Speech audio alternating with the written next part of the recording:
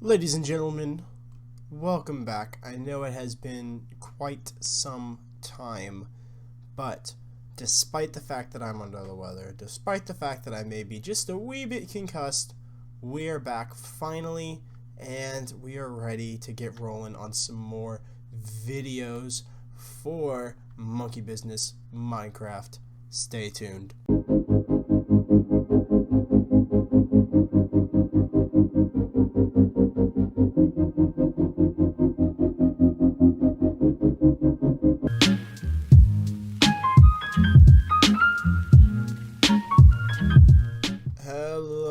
Hello, ladies and gentlemen. Welcome back to another episode of Monkey Business Minecraft with me, your host, Snazzy. We have quite a lot planned, and I've done quite a lot off camera. So far, my New Year's has been ridiculously busy. But, ladies and gentlemen, we do have something right off the bat that I want to show you guys that I have worked on this world. Are you ready for it? Oh, boom. I made a blob. Now, this is quite the monstrosity, and let's go get a closer look at it. And we're at the top, and we have so much area to work with up here. So much play space on this flat terrain. Now, what does this mean? What are we going to do with this flat terrain up here, you might ask? Well, ladies and gentlemen, I was thinking about putting a castle up on top of this hill. Now, I know that hill is taller, but, ladies and gentlemen, this hill has a little bit of an advantage here. That advantage being the fact that this area, we can remove that lump of land, and we can curve this area here, have a little bit of a, maybe extend it just a tad bit more that way, and we can have a cliffside castle overlooking the ice spikes. I don't know, not igloos, what are they called? I'm blanking on the name of that. Icebergs. They're called icebergs, and we are going to make it so where it's kind of like overlooking the icebergs. I wanted to give enough room for the castle within itself, and also maybe a little garden up there. That's why I want to add potentially a little bit more space. But this area here could result in some kind of waterfall thing, depending. But we'll play around with that idea potentially in this episode. I also want to show you guys that I did a little bit of work off camera on another house design. This one I fully completed the exterior of it on the world, opposed to this one just kind of being partially completed. I fully completed the exterior of this one, and oh my gosh, ladies and gentlemen, this is a beautiful build. So what I think we're going to do is we're going to get it started on the world. Obviously, we don't have any concrete. We have a little bit of diorite to play with, but this is going to be mostly wood is what we're going to need a lot of, and I have to go find orchids. It just contrasts so lovely, so nicely with the build within itself. But yes, ladies and gentlemen, we're incorporating another one of these little tricks here to kind of add a shaded patio. Very nice addition to the house for sure. It's 2 stories, so we have a nice little area here with incorporated windows and everything like that, with shutters and a bell tower, which I think is a pretty neat addition to the house. It doesn't necessarily add to anything, it's kind of mainly for looks, but I just really like the way it stands out. So what I'm going to do is I'm going to go collect a bunch of this wood here, and I'm going to go build the frame with no interior whatsoever, just based off the wood within itself. So you give me a second, let's pop back into the real world. Now, ladies and gentlemen, I know I have said I've constructed bare bones before, but wow, did I construct some bare bones. This is the structure in its entirety, just log-wise, and we cut a hefty chunk into our little log supply here. And if you're having trouble looking at it and seeing the potential that it shares, don't you worry. I feel the same. I'm looking at this on 2 different screens right now, and I am still shook that this here will become the beauty that I showed you guys in one of the last clips. Now, something I noticed you guys might comment about is how close together this is with this building. That was intentional. So what's gonna happen here is I want this to be an alleyway of sorts, and we'll mess around with different designs and stuff to see what kind of like alleyway would best suit this area, but I intentionally wanted this to feel kind of ingrained into the build here, not necessarily just a bunch of separate little houses dotted about, but mainly a bunch of neighbors on plots. Each house will be different. This is going to be the nobleman's area, and common area is going to be over there and stuff like that. But we made some serious good progress on this build here, and I'll tell you what, I think it's time for another automated farm because I need some more things. So let's jump into another redstone with Snazzy. Alright, ladies and gentlemen, I think I have made something interesting. Let's push the button and find out. So I push the button and all the sheep will bounce in the water. I then can breed all the sheep, and they should be bouncing a lot more than they really are, but I guess, you know, due to recent water mechanics and stuff like that, they're not going to be bouncing as much. Oh, there it is. There they go. And now I can breed all the lovely sheep, and when I'm done, push the button, and all the baby sheep get filtered into this area down here, where they will sit and stay. This half slab here will be able to pick up all of their lovely drops, but also at the same time, this area here will make it to where I can shear them and get their wool. But here's the best parts when they grow up. So give me 1 second. Let's wait for them to grow up. Now that they have all grown up, let's grab our shears and just come through here and try to maybe entice them with the wheat, potentially. Well, we're only able to get about 1 sheared, which is, that's not bad.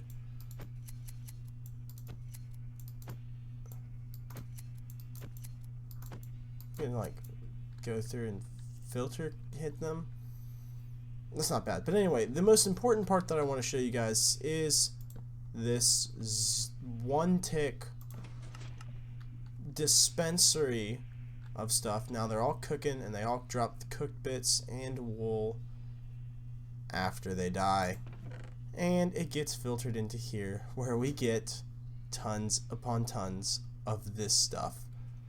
So I'm sure you guys can already guess how this thing works, but let's take a look at it, shall we? We have one simple circuit here, which is quite simply just a button placed on top of a block, placed on top of a dispenser with water inside. The second one is using one sticky piston, which is down here, and it's using 2 observers, which is detecting, it moves so fast that it detects it twice. Now when it goes up, it powers this line here, which then dispenses the lava, and then when it comes back down, it moves so fast that it only powers this one here, which then retracts the lava. And it is ridiculously quick when it comes to the lava being placed. It's like almost instantly, and it's super helpful. So we are going to use this design down in the cliffs area, or down in the mines area, and we will start building that momentarily. A little progress update, ladies and gentlemen. We have our hole dug, so all that's left to do now is to fill in the little bits, and we will be cruising with a lot of wool. I am so excited. I love this stuff. And we'll finally be able to start color coding bigger and better redstone designs. Ladies and gentlemen, and just like that, it is completed. And I did go with a little bit of a different design. I wanted to make it a little bit more rustic. But as you can see, we get the quick dispense of the lava. And I'm also going to put a shroom light probably there, just to give this build a little bit more light. But I did put some shroom lights inside here, and obviously the water works as well. I've not opened this trapdoor yet because I do want to do some breeding with the sheep before they all decide to hop out. But here comes the hardest part that every great Minecrafter just absolutely adores. I have to go collect the sheep. I will see you guys in, for you, a swoosh, but for me, a couple of hours. I'll see you guys in a little bit. One more thing before I actually go get the sheep and stuff like that and bring them in is I had to figure out a way to get the sheep from this area up to there, and I have found the solution, which actually I'm gonna have to replace this with dirt. And then what you do is you put this there and you bone meal it till it's at its maximum height, and then once it's at its maximum height you break it. That makes full water sources, and then you put that there, and then it floats all the way up to the top. So then that's ready to go. So now when I bring the sheep down here, I just push them in there and they'll pop up. I just need 2. This plan can work. This plan might actually work. I'll see you in a second. I love just when they line up perfectly in a little line. They just broke away from their formation, but it was just really cute and really adorable. Just wanted to point that out. I think I missed it. I missed it, but you got a quick little glimpse of it.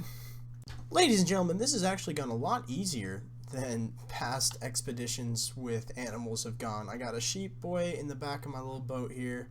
I got 3 more waiting at that little area there. This might be the most painless process I've ever gone through playing this game. I think I love sheep. I really do. Yes, ladies and gentlemen, I do think sheep are my new favorite mob. This has been absolutely painless. So let's get all 4 of them in the system and let's just be done with this project once and for all.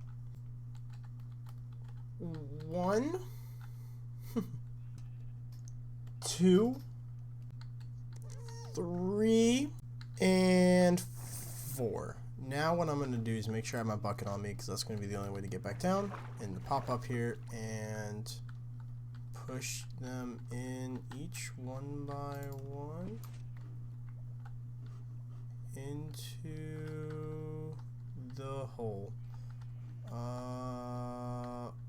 1 little sheep. Come on, keep bouncing, you fools. Oh, come on, get over here. If I hypothetically alright, well, this has just been a colossal disaster. Oh my goodness. Yeah, okay, so y'all needs to do that. Okay, good. So I'm gonna do this, and then okay. So I'm gonna do 1 and 2, and you guys will breed and be happy, and then 1, and then fall into the hole, fall into 2, and you'll just hop right in there, don't you? And y'all guys will also, now I have 6 sheep. Just like that.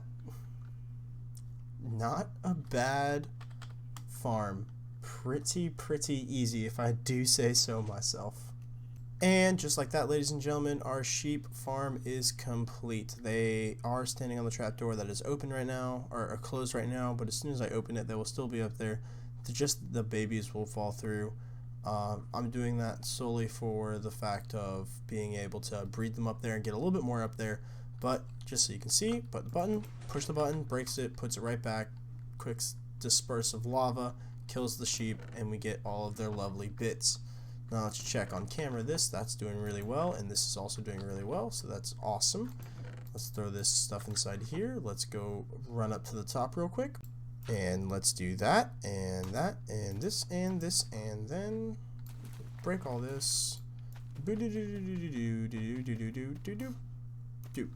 And it's perfect. Now we have a reason to keep around as much wheat as we do.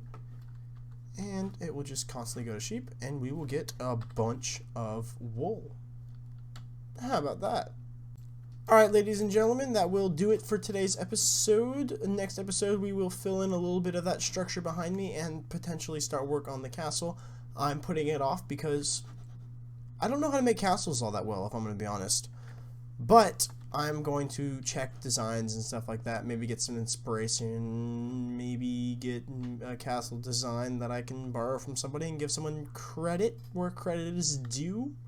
That's a possibility. But, ladies and gentlemen, that is all I have time for today. I do hope you guys enjoyed this episode. I'm so glad to be back from my mishaps. For those of you that don't know, I was in a car accident, and my car hydroplaned, hit a tree. I'm lucky to be alive, for sure. But I've been dealing with a lot of the insurance and buying a new car and stuff like that. So I do have new wheels, so I can go back and forth between work and my life and everything like that. And then also with being out of town for the holidays and everything like that, it's been a crazy New Year, holiday, what have you, sabbatical thing. But yeah, so anyway, ladies and gentlemen, I hope you guys enjoyed this episode, and I will hopefully see you guys in the next episode. Don't forget to like and subscribe!